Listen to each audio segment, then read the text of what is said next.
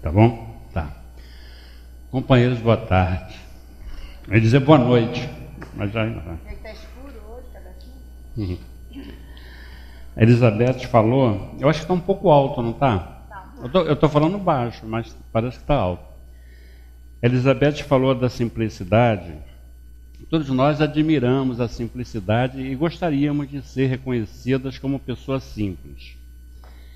Ela falou também daquelas pessoas que se vestem de forma espalhafatosa. Realmente tem pessoas que parecem cristaleiras ambulantes, isso é um fato. Lá em casa tem um senhor de meia idade, mais ou menos, que cuida do nosso pequeno jardim que nós temos lá. Aí ele andou desaparecido e eu arrumei outra pessoa para cuidar do jardim, né? Mas ele é meio esquisito no lidar. Aí ele apareceu lá semana passada, tocou a campainha, eu fui ver o que era, queria saber se era preciso limpar o gramado, né? Eu disse, não, tem uma pessoa que já está fazendo isso e tal. Bem, como é que ele estava vestido? E eu já ouvi várias vezes aí pela Taquara exatamente dessa maneira. Quando ele está trabalhando, e ele trabalhou lá em casa, é uma pessoa tranquila, assim, normal. Ele apareceu lá em casa com 2 fones de ouvido, mas não é esses fones pequenininhos, não. É um negócio, parecia um... Mas era enorme o troço, parecia um negócio de aviador de 1920, assim, nos 2 ouvidos. Hein? Ah, voltou à moda? Mas um troço enorme. Um microfone desse aqui, só que não era grosso assim não, aquele fininho, e uma faixa amarela assim no cabelo, mas a figura estava esquisita. Aí minha mulher falou que eu não quero ir lá em casa mais não, acho que ele é maluco. Mas realmente, dá a impressão que o cara é maluco, fica andando daquele jeito pela rua. Bom, aí com o negócio aqui, né, de música, uma figuração. No Livro dos Espíritos, né, Allan Kardec pergunta aos espíritos superiores se nós somos influenciados pelos espíritos. E os espíritos superiores respondem a Kardec que nós somos influenciados, mas não é pouco não, é muito. E eles dizem o seguinte, em geral são eles que vos guiam. Está no Livro dos Espíritos. A gente vê falar muito em obsessão. Quando a gente usa esse termo obsessão, a gente pensa sempre naquelas obsessões espetaculares, que saem no jornal, saem na televisão, aquelas coisas espetaculares. Mas essas obsessões são as menores, em quantidade. As maiores obsessões são aquelas que são chamadas por André Luiz de influências sutis. São aquelas influências que nós recebemos e que pensamos que o pensamento é nosso. Então, de repente, eu posso ter um companheiro brincalhão, porque a maioria das obsessões, não obsessão, mas das chamadas influenciações sutis, a maioria são brincalhões, são espíritos irresponsáveis, não são malvados, são sem juízo, vamos dizer assim. Então, às vezes, ele vê as minhas tendências de gosto e começa a soprar no meu ouvido, bota essa roupa, tá bonito pra caramba, aí eu vou lá e compro uma coisa ridícula e visto. Bota isso na cabeça, aí você fica bonito com isso, aí eu me vejo bonito. São as chamadas influenciações sutis. Como Kardec diz lá no Livro dos Espíritos, nos influenciam mais do que pensamos. Em geral, são eles que vos dirigem. Então vejam quanta coisa nós fazemos influenciado por esses companheiros. A Beth falou, a gente gostaria de ter paz, gostaria de ser humilde e simples. Quantas vezes nós já tivemos discussões, depois a gente fala assim, mas como é que eu fui discutir aquilo? Eu falei uma coisa, a pessoa falou a mesma coisa e a gente discutiu. É a forma de falar, são as influenciações sutis. Então, às vezes, o companheiro está na minha casa, ele sabe quais são as minhas deficiências. Fica observando, não tem nada que fazer. E aí lá estou eu. Ontem mesmo aconteceu isso. Eu tenho certeza que aquilo é uma influenciação sutil da minha mulher, não pode ser outra coisa. E eles às vezes ficam observando. Então sabe das suas fraquezas, das suas deficiências. E aí, sem mais nem menos, sugere ao companheiro que vive com a gente de falar aquilo. Aí, sem mais nem menos, sem motivo nenhum, a pessoa vem e fala aquilo com a gente. Aí a gente se estressa. Mas a falar, por que está falando isso? Aí começa a discutir. A gente observa que são como se soprasse, essas coisas surgem como um flecha na cabeça da gente. Sem mais nem menos, a gente vai e fala, no momento inoportuno. Podia falar a qualquer hora, menos naquele momento. Tem casais, cônjuges, que se separam, se divorciam por causa de uma palavra dita no momento inadequado. E muitas vezes são esses companheiros irresponsáveis, são as chamadas influenciações sutis. A gente não sabe se o pensamento é nosso ou de outra pessoa. Toda vez que eu discutir comigo próprio, às vezes a gente fala uma coisa e a gente mesmo diz, não vou fazer isso. Toda vez que eu estiver discutindo, tem razão lógica eu discutir comigo? Ou eu penso uma coisa ou não penso. Mas aí eu começo a discutir comigo mesmo. Pode começar a orar que está tendo uma influenciação sutil. Alguém está soprando, está discutindo conosco. Faz isso. Eu digo, não, mas não vou fazer isso. Não, mas se você fizer, né? Então nós temos que estar atentos. É isso que Jesus chamava de orai e vigiai. E o Espiritismo nos esclarece essas sutilezas do mundo psicológico, né? Por isso é que o Espiritismo é uma doutrina que esclarece. Uma outra coisa também interessante é o princípio da reencarnação. Tem pessoas que sinceramente, honestamente, não aceitam que a reencarnação seja uma realidade. Não aceitam por razões diversas. Mas homens de profunda inteligência, como Leon Denis, Gabriel Delane e tantos outros escritores espíritas, homens de ciência, sempre falam que é justamente na reencarnação que se vê a justiça de Deus. Fica difícil para nós espíritas compreender a justiça de Deus sem a reencarnação. Eu já tive pessoalmente a oportunidade de conversar com pessoas que estudam também, são estudiosos de outras religiões. Já conversei com pastor, com bispo.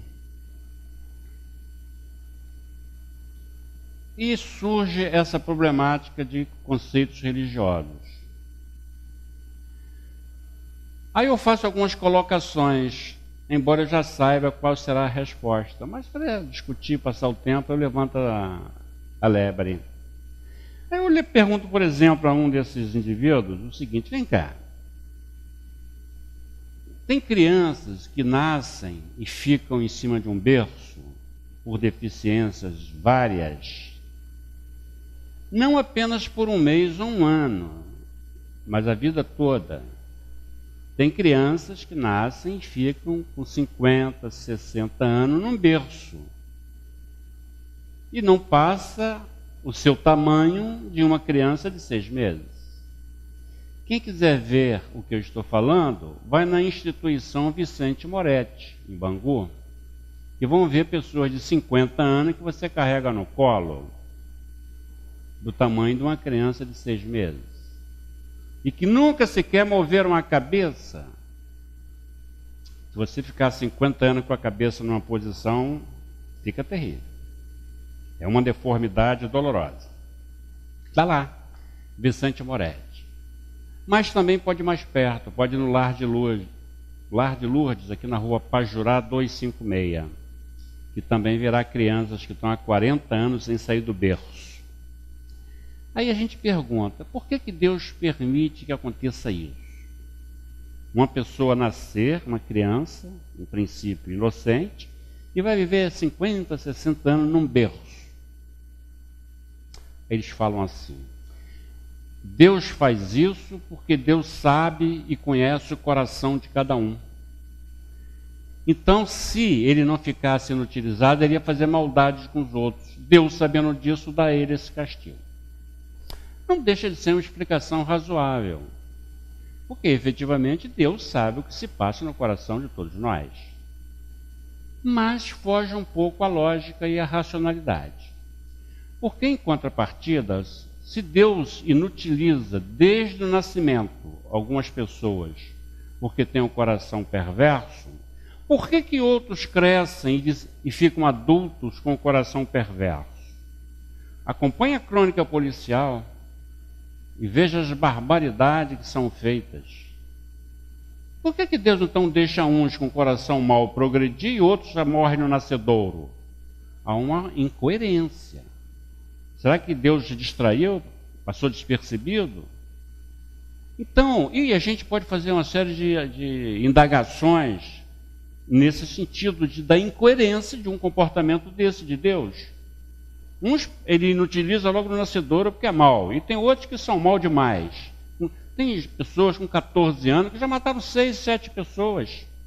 Jovens de 14 anos que já estupraram, já mataram. É um coração mau. E como é que Deus permite? Será que Deus se distraiu?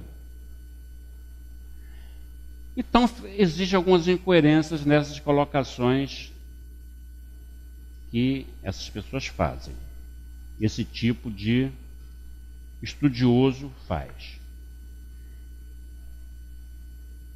A reencarnação, no entendimento espírita, é o que mais se aproxima da lógica e da razão. Porque Deus cria todos os espíritos simples e ignorantes. Todos nós somos criados simples e ignorantes. E cada um de nós vamos buscando os nossos próprios caminhos. Cada um segue os seus próprios caminhos. Vamos admitir um exemplo de justiça de reencarnação. Vamos imaginar que não exista ainda a luz elétrica, não existe a eletricidade. Mas um sujeito lá tem uma ideia de como se pode conseguir eletricidade de forma abundante para atender a todos. Então ele manda cavar lá umas pedras para fazer uma usina. E aqueles trabalhadores vão para lá e ficam trabalhando muitas vezes à luz de lamparinas. Não existe luz elétrica, eles estão justamente cavando um buraco para construir uma usina. E passam ali anos e anos e anos naquela situação, geralmente insalubras, e desencarnam. Desencarnam, às vezes, até precocemente, em função do tipo de trabalho que exercia. Muito bem. É razoável, é justo, que este mesmo espírito que trabalhou naquela usina para que alguém tivesse luz, é razoável que 300 anos depois o seu espírito também desfrute da luz, através da reencarnação. Não é razoável? Isso é justiça. Então Deus está retribuindo aquele espírito o pagamento do seu esforço, do seu sacrifício. Uma pessoa nasce com bastante dinheiro, tem gente que nasce em família rica mesmo. E esbanja às vezes a fortuna da família. Fortuna que a gente imagina ser impossível acabar. O sujeito acaba com aquela fortuna. Mas acaba literalmente. A ponto de dormir, por favor, em garagem de amigo. Do tempo que era milionário. Evidentemente que o indivíduo que usou o dinheiro desta forma, só para ser playboy, ele terá que responder por isso.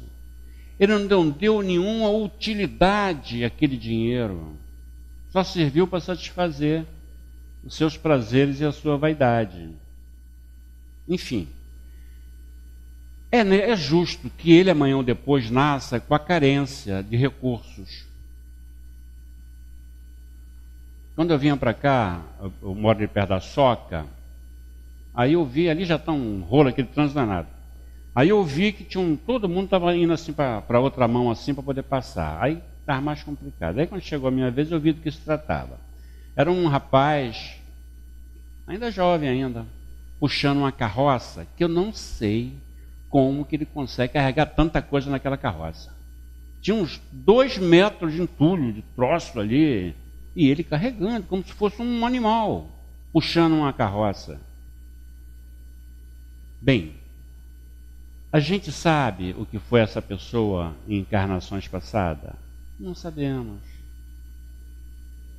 Aí está a justiça de Deus. Quando nós vemos lá no Vicente Moretti, crianças que nascem e ficam 50 anos no berço,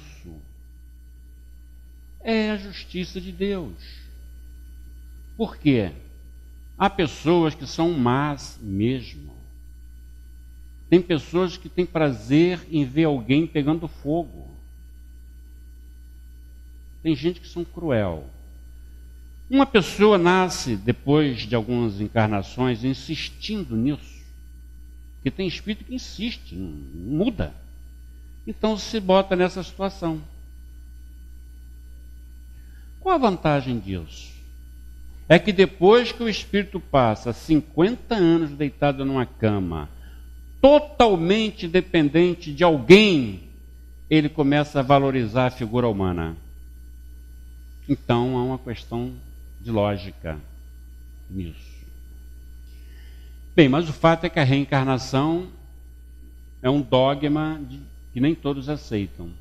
De todas as religiões cristãs, só o Espiritismo aceita a reencarnação como um fato. A maioria não. No entanto, as Escrituras estão cheias de revelações da reencarnação. Cheia. Aí nós fizemos um pequeno apanhado para ilustrar a nossa conversa a esse respeito. Né? Já no Antigo Testamento, a reencarnação está sobejamente expressa, principalmente no livro de Jó. Se a gente for lá na Bíblia, no livro de Jó, a gente vai ver como é que ele fala, como é que ele vai nascer daí a não sei quantos anos, aonde vai ser, está tudo lá. Ele explica claramente. Os judeus acreditavam também na reencarnação. Só que eles chamavam a reencarnação pelo nome de ressurreição. Mas o que era ressurreição? Era alguém que já viveu, morreu e vai nascer de novo, vai ressurgir de novo. Então eles acreditavam na reencarnação com o nome de ressurreição. Eles só faziam a confusão no sentido de acharem que a pessoa retornaria com a mesma aparência e com o mesmo corpo. Essa ideia foi muito reforçada com o próprio aparecimento de Jesus. E Jesus, após ter sido crucificado, ele reapareceu no 3º dia, com a mesma aparência. Isso reforçou essa ideia da ressurreição, de que a pessoa vai renascer com o mesmo físico, a mesma aparência. Mas nós sabemos que o que aconteceu com Jesus é o que se chama de materialização do Espírito. O Espírito se materializa. E toda vez que existe a materialização de um Espírito, toda vez que um Espírito se materializa, ele se materializa com a aparência que tinha, para que possa ser reconhecido, senão não será reconhecido. Qual o objetivo de eu me apresentar a alguém na condição de espírito materializado, com aparência que a pessoa não me conheceu. Então, o que houve com Jesus foi uma materialização do seu espírito, evidentemente, com a sua aparência. Mas algumas pessoas pensavam, e até hoje pensa isso, que a ressurreição é a recomposição do próprio corpo. E até acredito que no juízo final, todos nós reapareceremos lá com a nossa aparência. São conceitos nos quais aparentemente eles acreditam mesmo, porque defendem esses pontos de vista com bastante veemência. O fato é que Jesus, a ideia da reencarnação, embora de forma distorcida, a gente vê que os judeus já tinham. Dentre os judeus, o único povo que não acreditava na reencarnação eram os saduceus. Os saduceus, eles entendiam que tudo terminava na morte. É o que nós chamamos de materialistas. Então, os saduceus eram materialistas. Eles achavam que tudo terminava com a morte. Quando Jesus fazia suas pregações, volta e meia, Jesus retificava alguns ensinamentos contidos no Antigo Testamento. Se nós analisarmos os ensinos de Jesus, veremos que todos eles têm relação com o Antigo Testamento. Todos eles têm relação com o Antigo Testamento. Quando Jesus diz: quando deres uma festa, convide os pobres e os estropiados. Angelina, na outra. Então Jesus dizia: quando deres uma festa, convide os pobres e os estropiados. O ensinamento de Jesus. Atrás desta recomendação existe um grande ensinamento de cunho moral. Mas não vamos entrar nessa questão da moral neste caso.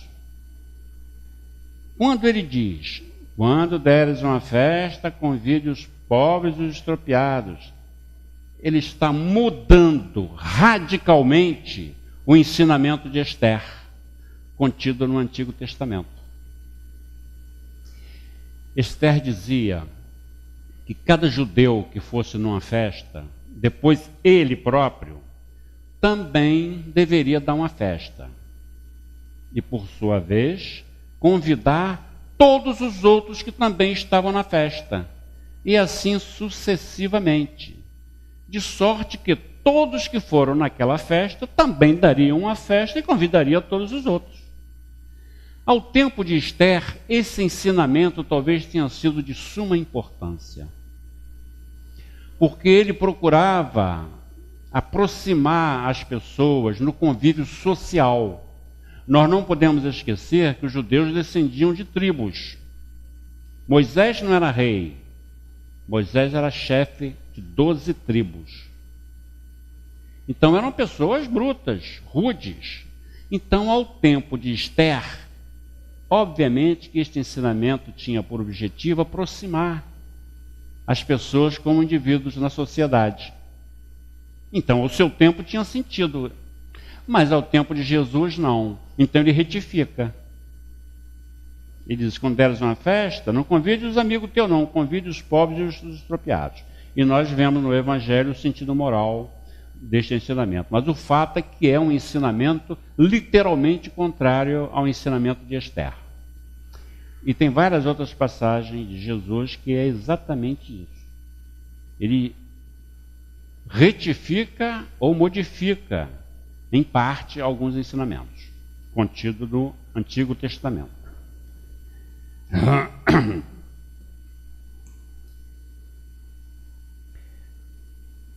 Vamos então a uma citação, vamos ver então umas 2 ou 3 citações evangélicas em que a reencarnação está expressa de forma clara. Jesus, tendo vindo às cercanias de Cesareia de Filipe, interrogou assim seus discípulos: que dizem os homens com relação ao Filho do Homem? Quem dizem que eu sou?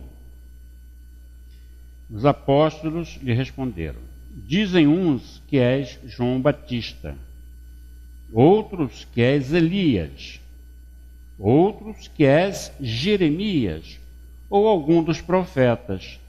Perguntou-lhe Jesus: e vós, quem dizeis que eu sou? Simão Pedro, tomando a palavra, respondeu: tu és o Cristo, Filho de Deus vivo. Replicou-lhe Jesus: bem-aventurado és, Simão, filho de Jonas, porque não foram a carne nem o sangue que isto te revelaram, mas meu Pai que está nos céus. Eu te digo que és Pedro, e sobre esta pedra edificarei a minha igreja. Isto está em Mateus, capítulo 16, versículo 13 a 20. Está em Marcos, capítulo 8, versículo 27 a 30. Está em Lucas, capítulo 9, versículo 18 a 21. Quando os apóstolos respondem a Jesus, dizem uns que és João Batista, outros que és Elias, outros que és Jeremias ou um dos profetas. Eles estavam falando de reencarnação. Então, todos os judeus tinham a crença na reencarnação, porque todas essas pessoas aqui já haviam morrido. Todos. Então, quando eles dizem que Jesus pode ser um deles, eles estão falando que um dos mortos reencarnou. É evidente que é isso que está escrito aqui nos evangelhos, né? Se este ensinamento estivesse errado, Jesus teria retificado, teria corrigido. Se este entendimento tivesse inadequado ou equivocado, Jesus teria corrigido, teria retificado, da mesma forma que retificou o ensinamento de Esther, quando ele manda convidar os pobres. Então Jesus não ratifica, né? Jesus ratifica este ensinamento. Ele concorda e ele prossegue o diálogo, tendo por fundamento a reencarnação.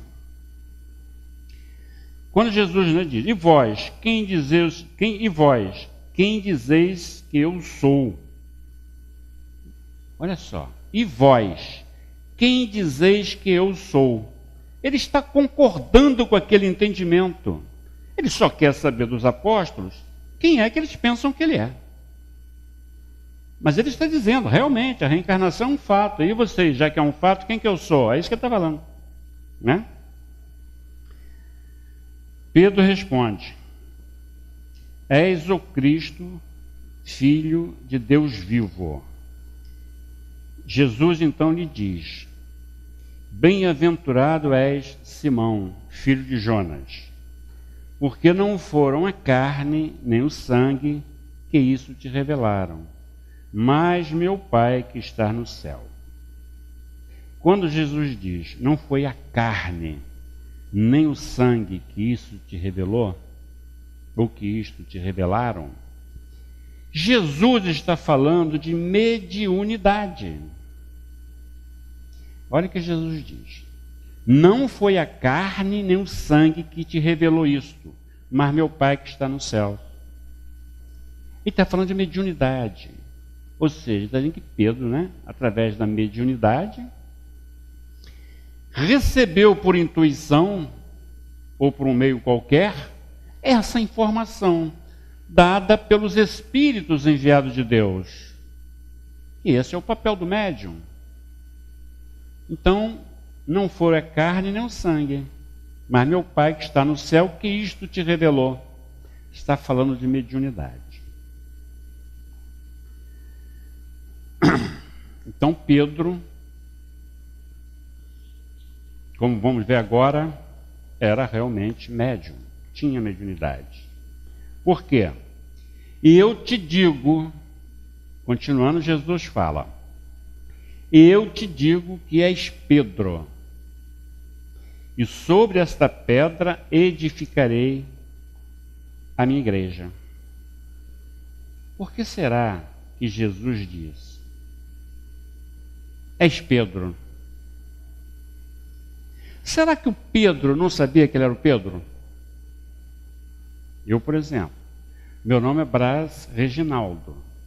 Eu sei que eu sou o Braz Reginaldo desde pequenininho, né? A Elizabeth, ela sabe que é a Elizabeth desde pequenininha, não é isso, Elizabeth? Então Pedro certamente sabia que ele era Pedro desde pequenininho. Então existe alguma coisa a mais nessa expressão de Jesus. És Pedro. E sobre ti, e sobre esta pedra, erguerei a minha igreja. Isto é a mesma coisa que Jesus estivesse falado para Pedro assim, Pedro, quando diz és Pedro, ele está dizendo, és médium. E sobre a mediunidade construirei a minha igreja. É isso que ele está falando. Pedro, és Pedro. E sobre essa pedra construirei a minha igreja. É como se ele estivesse dizendo, és médium. E é sobre a mediunidade, ou através da mediunidade, que eu construí a minha igreja. O que a mediunidade faz? Revela todos os conceitos e princípios, inclusive isto que eu estou falando, foram revelados pelos Espíritos. Então os médiuns revelam os ensinamentos do Cristo. Então os conceitos e os preceitos do Cristo são estudados à luz da doutrina espírita, esclarecidos pelos espíritos superiores. E estes esclarecimentos vêm através da mediunidade. Só o Chico Xavier tem mais de 400 livros escritos. Quantas revelações nos têm sido dadas pela revelação de Chico Xavier? É isso que Jesus fala. Então, através da mediunidade, construirei a minha igreja, porque é através da mediunidade que o Evangelho do Cristo é revelado de uma forma racional. O Espiritismo não acredita nas coisas porque está escrito. O sonho de Kardec é que todo espírita só acredite no que está lendo na doutrina espírita quando a sua inteligência o convencer da realidade daquela afirmação. Então, Kardec chamava isso de fé raciocinada, porque entendia ele que o raciocínio dá a convicção. Então não é uma fé vulgar, é uma fé convicta. É um fato. É um fato. Por isso é que ele dizia fé raciocinada. Então, se você não acredita, não tem que acreditar porque está escrito. Esse ano que passou, eu dei aula do Livro dos Espíritos. Esse ano agora eu vou dar do Livro dos Médiuns. Mas nessa turma que eu tive, tinha um rapaz lá, que era chamado de rebelde pelos colegas, que ele contestava tudo que tinha no Livro dos Espíritos. Eu não diria tudo que é exagero, mas muita coisa lá ele não aceitava. Não concordo. Isso aí, não, e ficava nervoso. Ele disse, olha, você não precisa acreditar em nada que está escrito no Livro dos Espíritos, mas absolutamente nada. Você tem que acreditar naquilo que a sua razão, que a sua inteligência permita que você compreenda. Porque o dia que você compreender, você vai ter uma fé convicta. Porque você não foi convencido porque está escrito. Você está convencido porque sua inteligência te convenceu que é assim. Então pode desencarnar sem acreditar em nada no livro dos Espíritos, não tem problema nenhum. O que se deve fazer é continuar estudando. Mais cedo ou mais tarde, a gente absorve. Espiritismo é ciência e filosofia. Como é que se aprende qualquer ciência? Estudando. Como é que se aprende qualquer filosofia? Estudando. Por isso é que está escrito aqui atrás. Espiritismo sem estudo é espiritismo sem qualidade. Porque não se entende. E é por isso que Kardec dizia que um dia a ciência andará de braços com o espiritismo. Porque o espiritismo pode enfrentar a ciência em qualquer época. Eu já fiz 2 palestras a respeito do célula-tronco embrionária, inclusive aqui. Tudo com base na filosofia espírita. Então a filosofia espírita é de extrema sabedoria. Pode enfrentar qualquer assunto da ciência. E ao contrário, auxilia a ciência em muitos casos. Um médico espírita, seja de que área da medicina for, ele tem outra visão das nossas problemáticas de saúde. Certa vez disse Jesus: ali haverá prantos e ranger de dentes. Quem quiser saber aonde é este ali, que ali é um lugar, né? Jesus disse: ali haverá pranto e ranger de dentes. Ali é um lugar. Quem quiser saber aonde é este lugar, leia o livro Devassando o Invisível, da Dona Ivone Pereira. Quem quiser saber onde é o ali, aonde haverá pranto e ranger de dentes, leia o livro Devassando o Invisível, da Dona Ivone Pereira. Então vejam que a Ivone está revelando o que Jesus disse, mostrando onde é. É isso que Jesus falou. Sobre a mediunidade construirei a minha igreja. É através das mediunidades que são feitas essas revelações. Vamos a outra citação contida no Evangelho. Nesse íntere, Herodes, o tetrarca. Toda vez que a gente lê Herodes no Evangelho, vem assim: Herodes, o tetrarca. Tetrarca é o seguinte: os romanos tinham por hábito dividir as terras que eles conquistavam em 4 partes. 4 é tetra, né? Por isso que quando o Brasil foi campeão do mundo pela 4ª vez, era tetracampeão. Tetra sempre está vinculado a 4. Então, tetrarquia é quando se divide uma coisa, um sítio qualquer, né? Em 4 partes. Então, cada parte é uma tetrarquia. E o tetrarca é um responsável por cada uma dessas partes. Então Herodes era responsável por uma parte da Palestina, que havia se dividido em 4 partes. Então ele era Herodes, o tetrarca. Por isso que vem sempre assim, porque tem outros Herodes. Então, para distinguir, eu falo Herodes, o tetrarca.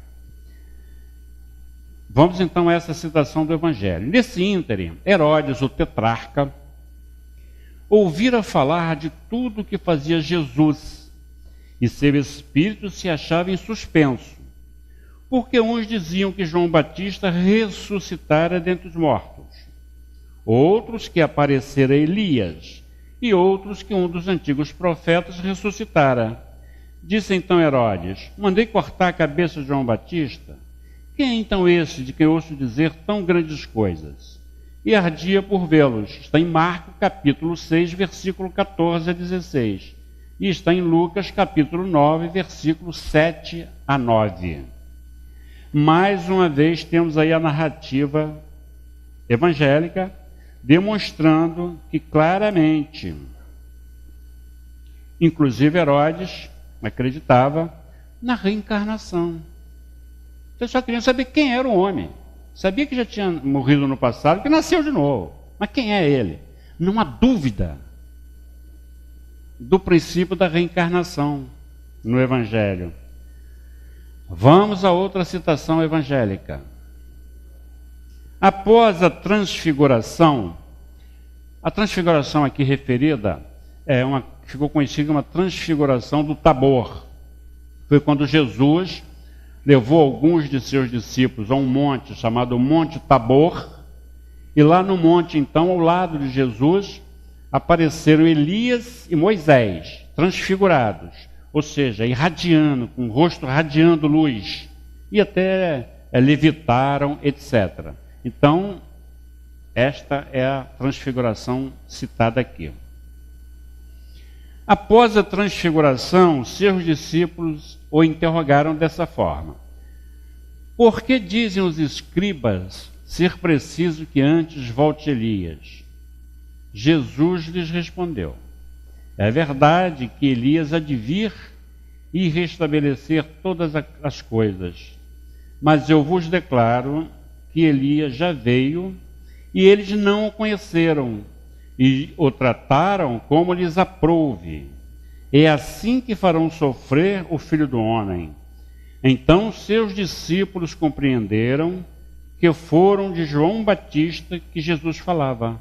Mateus capítulo 17, versículo 10 a 13. Marcos capítulo 9, versículo 11 a 13. É verdade que Elias há de vir e restabelecer todas as coisas.